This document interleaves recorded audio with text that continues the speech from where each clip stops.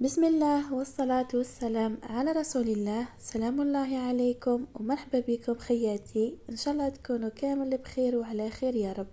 طليت عليكم اليوم بهذا التحلية اللي راهي دايرة ترند في التيك توك، ولا كما يسميوها في الشرق حلا ليالي لبنان. تحلية فاخرة وجد اقتصادية وفي المول الأسطوري، وصدقوني من قوة البنة تاعها طلبوا مني نعاودها لهم شحال من خطرة في الدار، واذا جربتوها ما شكيت مش رايحين تعاودوها. بلا ما نطول عليكم، ما تنسوش تابونيوني في لاشين وجمل الفيديو وتفعيل زر الجرس فضلا وليس امرا. ويلا نروح نشوفوا طريقة تحضير هذا التحلية مع بعض. اول حاجة نوجد القطرة تاعنا هو الاول ولا الشربات كيما نقولوا حنايا، واللي هي عبارة عن نص كاس سكر وربع كاس ماء عادي وعصرة تاع نص حبة قارص. نحركهم شوية ونحطهم فوق نار قليلة، ومرة على مرة نحرك الكسرونة تاعي بهذا الطريقة. كي تبدأ تغلي نحسب لها 4 دقائق حتى 5 دقائق ماكسيموم ونطفي النار. المهم كي تشوفوها ثقالت غير شوية طفوا عليها النار ونخلوها بتي حتى تبرد.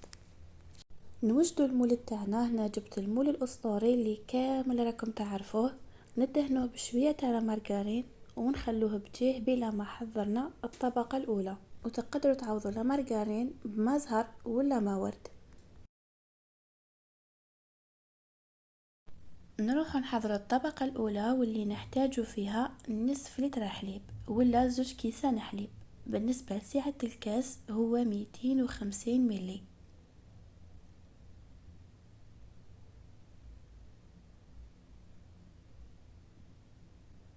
نزيدوا له ربع كاس سكر عادي ونص كاس تاع سميد رطب، نغربلوه بطبيعة الحال. التحلية هذه في الأصل يديروها بسميد متوسط، لكن أنا كي سيتها بسميد الرطب جاتني بزاف خفيفة وما تقامش. يزيدوا لها ثاني نص ملعقة صغيرة تاع مستكة مطحونة، أنا ما عنديش، اكتفيت فقط بالفاني، درت ملعقة صغيرة تاع لافاني بودر وزدت كذلك عطر الفاني. فوالا نحركوهم شوية بالفوي، ومن بعد ندو الكسرونة تاعنا على نار متوسطة ونبقاو نحركو فيها حتى يثقال.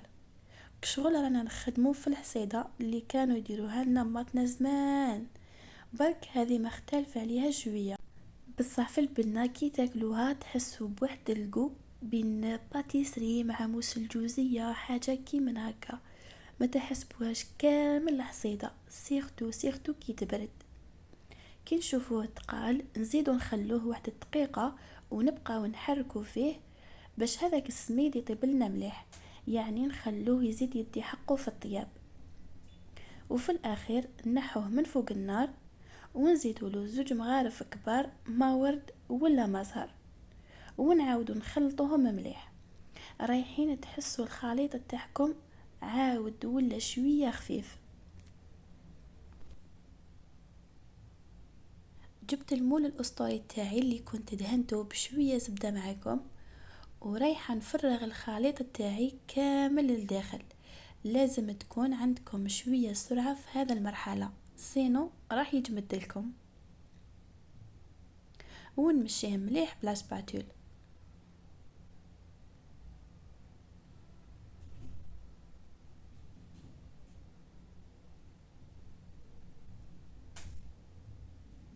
نزيدو نخبطوه شوية باش يجينا السطح متساوي، ونخلوه يبرد بجاه بلا ما حضرنا الطبقة الأخيرة واللي هي عبارة عن كريمة. نحتاج فيها كاس تاع بودر شانتي تكون باردة، وكاس إلا ربع حليب بارد. هنا لازم الحليب تاعكم يكون بارد مليح باش لا كريم شانتي تطلع لنا بالخف، ومغرف صغيرة لافاني. نخلطوهم شوية بالفوي ومن بعد نطلعوهم بالباتور كما راكم تلاحظوا.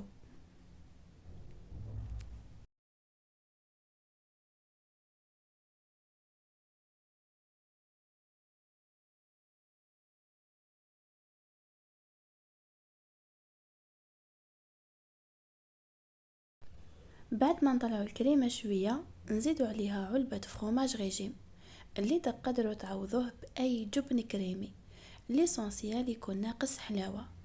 ديروا في بالكم باللي الحصيدة تاعنا فيها السكر، وزيد رانا رايحين نسقيوها بالقدر في الآخر باش يعني تجينا الحلاوة قيس قيس. نعاودو نحكمو الباتور تاعنا في السرعة الأولى ونخلطوها ممليح حتى تحسوا الضراب تاعكم ولا يدور ثقيل، تحسوا باللي الكريمة تاعكم صح ثقالت.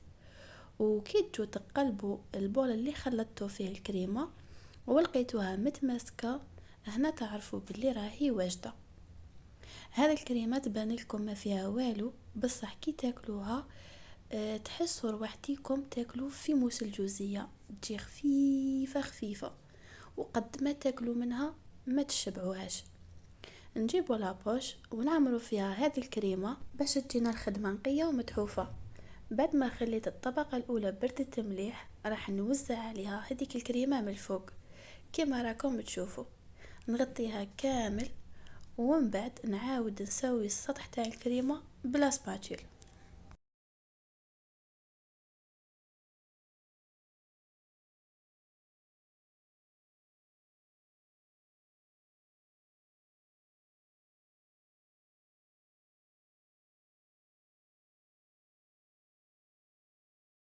وكلمسة اختيارية هنا جبت هذا الأداة اللي نقطعوا بها الخضرة وراح ندير خطوط ولا زيكزاك بهذا الشكل، راح يعطينا منظر بزاف شباب للتحلية تاعنا. واللي ما عندهمش هذا الأداة يقدروا يديروا نفس العملية بالبنسو كما تقدروا تخلوها هكذاك. وكتزيين زدت لها شوية بيستاش من الفوق، واللي ما يعجبهمش البيستاش يقدروا يعوضوه بنواه كوكو. يعني هنا الاختيار يولي ليكم نتوما واش يعجبكم. وزدت ثاني ورد الشوش اللي زادها منظر بزاف شباب، تقدروا كذلك تستغنوا عليه. برك انا بغيت نكاسي لي كولار، نخلوها تبرد في الفريجيدار. قد ما تخلوها تبرد مليح قد ما تجيكم روعة في البنة، وكي تاكلوها تحسوا كشغل راكم تاكلوا في موس الجوزية مع باتيسري حاجة كي من هكا. وهذا التحلية بالنسبة لي ماهيش ريحة تخطيني في سهرة رمضان بحول الله. تقدروا تقدموها حتى لضيافكم في سهراتكم الرمضانية. علاش لا؟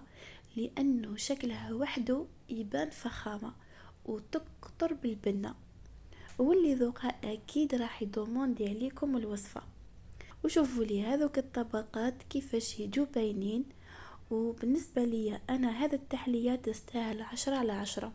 علاش؟ أولا اقتصادية ماهيش مكلفة، ثاني حاجة سهلة وتوجد بالخف، ثالثا بنتها خرافية خاصة كي تزيدوا لها القطر من الفوق.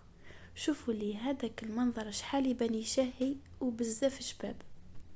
كانت هذه هي وصفتنا لنهار اليوم، واللي هي عبارة عن تحلية ولا حالة ليالي لبنان. نتمنى تسيوها وتخلوا لي رايكم في التعليقات. نقولكم نتلاقاو في فيديو جديد ووصفة جديدة بحول الله. تهلاو لي بزاف رواحكم والسلام عليكم.